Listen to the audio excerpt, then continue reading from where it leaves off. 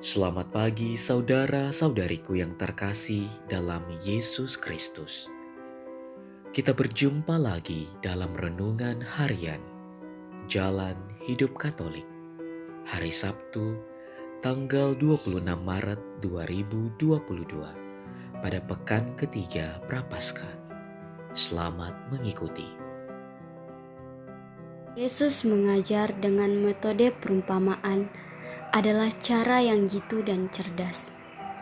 Yesus berkisah tentang orang Farisi dan orang pemungut cukai. Bagi masyarakat Yahudi, sudah menjadi rahasia umum bahwa orang Farisi itu tertib beribadah dan patuh akan hukum Musa sampai sedetil-detilnya. Tetapi sayang, masyarakat juga tahu bahwa mereka sombong rohani, merasa diri benar, yang lain salah tidak seperti dirinya. Di pihak lain juga, ada orang pemungut cukai yang di mata masyarakat, mereka dianggap pro penjajah dengan menarik pajak yang umumnya tidak wajar.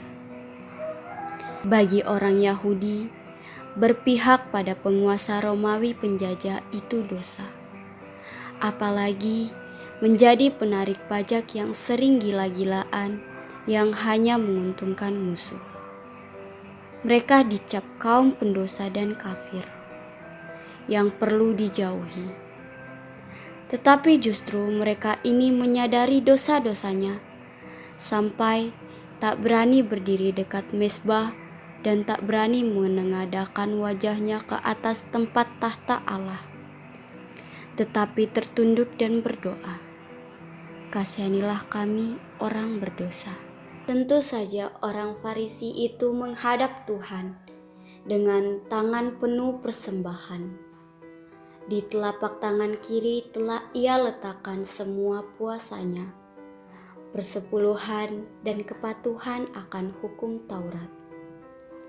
Itu yang mereka anggap kebaikan, dan Tuhan melihatnya. Di tangan kanan ada sikap sombong dan merendahkan orang lain.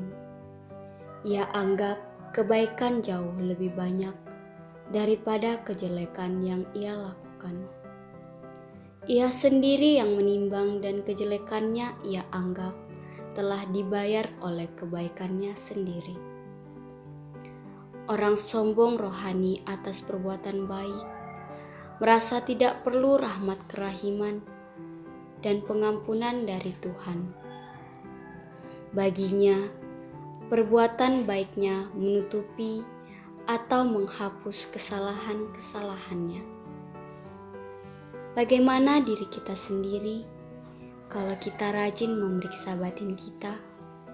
Bisa saja kita jatuh ke rutinitas. Kita memang merasa lemah, tinggal cukup berusaha lebih baik lagi. Kita tak merasa butuh bantuan Tuhan. Atau dalam pemeriksaan batin, kita benar-benar merasa orang berdosa, lemah, dan mudah jatuh. Merasa sangat butuh rahmat bantuan Tuhan dengan mengaku dan berdoa, "Tuhan, kasihanilah. Tuhan, ampunilah." Tepat sekali doa tobat di awal Ekaristi.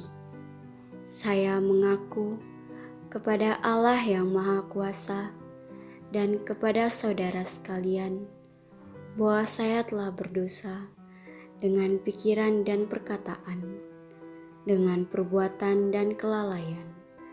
Saya berdosa, saya berdosa, saya sungguh berdosa. Doa tobat pada awal misa bisa kita gunakan sewaktu kita mengadakan pemeriksaan batin. Ada dua macam doa tobat terdapat dalam daftar doa dasar Allah yang Maha Rahim.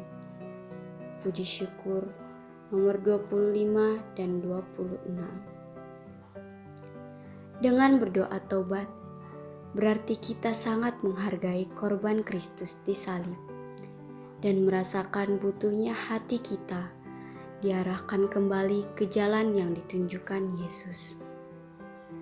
Dengan berdoa tobat, kita merasakan diri kita butuh pengampunan dari Tuhan.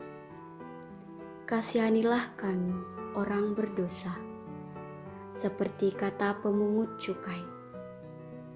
Tetapi dengan demikian, kita akan merasa sukacita dan kegembiraan pengampunan dari Tuhan yang memberi energi baru untuk meneruskan perjalanan. Hari ini, mari kita memeriksa batin kita dan memohon Roh Kudus membantu melepas diri kita dari kuasa dosa, dari kelekatan-kelekatan tak teratur. Biarkan pemeriksaan batin menjadi kebiasaan saleh setiap malam jelang istirahat, atau sesaat kita menyadari kita salah, lebih-lebih kepada sesama, betapapun kecilnya. Mau meminta maaf dan memaafkan merupakan salah satu buah dari pemeriksaan batin yang menjauhkan diri kita dari sombong rohani. Terima kasih. Kita baru saja mendengarkan renungan harian Jalan Hidup Katolik. Semoga segala aktivitas kita hari ini mendapat bimbingan dan penyertaan Tuhan serta berkat Allah yang Maha Kuasa. Dalam nama Bapa dan Putra dan Roh Kudus. Amin.